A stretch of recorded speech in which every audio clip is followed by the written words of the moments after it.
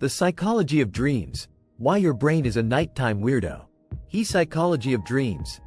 Why your brain is a nighttime weirdo. Hey, what's up, dreamers and night owls?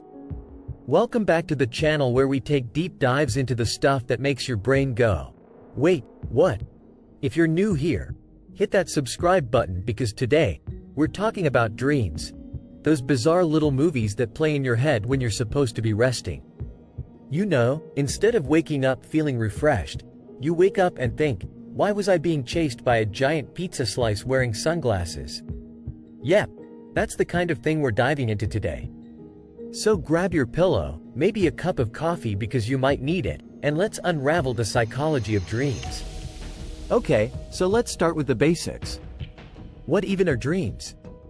Dreams are basically your brain's way of making a mixtape, except instead of your favorite hits, it's a mashup of random thoughts, memories, and feelings that don't always make sense. Imagine your brain is a DJ, but like, a really bad one. The kind who doesn't take requests and just throws in some weird stuff for the fun of it. That's right. Your brain is up there, half asleep, remixing your experiences with the finesse of a drunk raccoon on a keyboard. But on a more serious note, dreams are thought to be the brain's way of processing emotions, consolidating memories, and dealing with things that are on our mind, consciously or subconsciously. It's like a mental laundry day, where your brain is sorting through all the stuff you've picked up and deciding what to keep, what to throw out, and what to turn into a wacky, nonsensical narrative. Why do we dream about weird stuff? Now, I know what you're thinking. If dreams are so important, why are they so weird? Great question. It's because your brain doesn't have a script. It's just freestyling, like that friend who insists on improvising their lines during game night. Our dreams are often influenced by things we've seen, heard, or thought about recently. So if you've been binge-watching horror movies, don't be surprised if you find yourself running away from a chainsaw-wielding clown who also happens to be your high school math teacher. But dreams also pull from deeper, more emotional parts of our psyche. If you're stressed about work, you might dream about being late to an important meeting, or worse, showing up naked. But why naked? Well, some psychologists think that dream scenarios like this might be your brain's way of expressing feelings of vulnerability or anxiety. But let's be honest, sometimes our brain is just messing with us for the lulz. Common dreams and their meanings. Alright, let's talk about some of the most common dreams and what they might mean. We've all had those dreams where our teeth are falling out, right? Oh no. How will I ever smile again? Switches to a casual tone. This one is actually pretty common, and it's usually linked to anxiety or fear of losing control over something in your life. Which makes sense, because who wouldn't freak out about losing their teeth? Another classic, flying dreams. Now, these can be awesome or terrifying, depending on whether you're soaring through the clouds like Superman or plummeting towards the ground like a rock. Flying dreams often represent a desire for freedom or escaping from something that's holding you down. And then there's the one where you're falling. This can be linked to feeling insecure or overwhelmed. Or maybe you just really need to stop sleeping on that lumpy mattress. But here's the thing.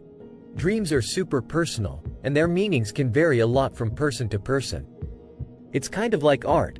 One person sees a masterpiece, and another person sees a bunch of squiggles. Lucid dreaming. Hacking the matrix now.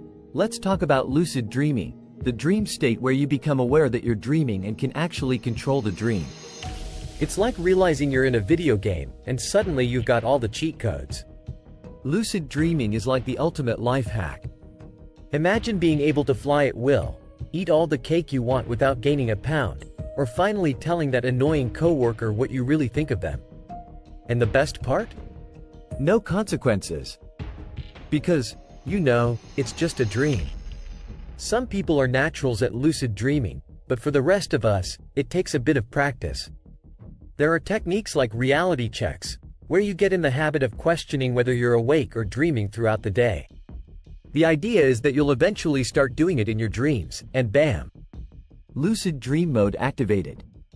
Nightmares, when dreams turn dark, but of course, not all dreams are rainbows and flying. Sometimes, our brain decides to take a trip to the dark side. Hello, nightmares. Nightmares can be super intense and are often linked to stress, trauma, or anxiety. They're like your brain's way of saying, "Hey, we need to talk about some stuff you've been avoiding." Thanks, brain. Really appreciate the midnight therapy session. But seriously, nightmares are your mind's way of processing heavy emotions. And while they can be scary, they're also a sign that your brain is working through something important. Although, I think we'd all appreciate it if our brains could just send an email instead of giving us a heart attack at 3 a.m., right? Can you control your dreams? So, can you actually control what you dream about? Kind of. One technique is called dream incubation, where you plant a seed in your mind before bed about what you want to dream about. It's like making a request at a restaurant, except the chef might serve you something completely different. Some people swear by it, and it can be as simple as thinking about a specific topic or visualizing something as you fall asleep. But just remember, your brain is like that chef who sometimes forgets the order and brings you spaghetti when you asked for steak. Alright, so why do we even dream in the first place?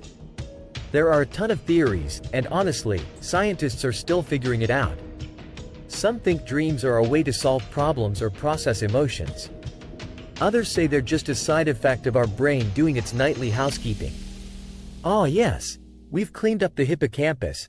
Now let's throw some random imagery at the frontal cortex and see what happens. Then there's the activation synthesis theory, which says dreams are just the brain trying to make sense of random signals. Imagine your brain as a detective, piecing together a mystery with no clear answers, but it's committed to making something out of the chaos. So, there you have it. Dreams are weird, wonderful, and sometimes downright terrifying, but they're also a window into the inner workings of your brain. Whether you're riding a unicorn through space or reliving that embarrassing moment from middle school, your dreams are always up to something. Next time you wake up from a dream and think, "What the heck was that about?" Just remember, your brain is probably just trying to figure things out, or maybe it's just having a little fun at your expense. So until next time, sleep tight, dream big, and remember, it's all in your head, literally. Like, subscribe, and share your weirdest dream in the comments. And don't forget to hit that bell icon so you don't miss out on our next deep dive into the bizarre world of the human mind.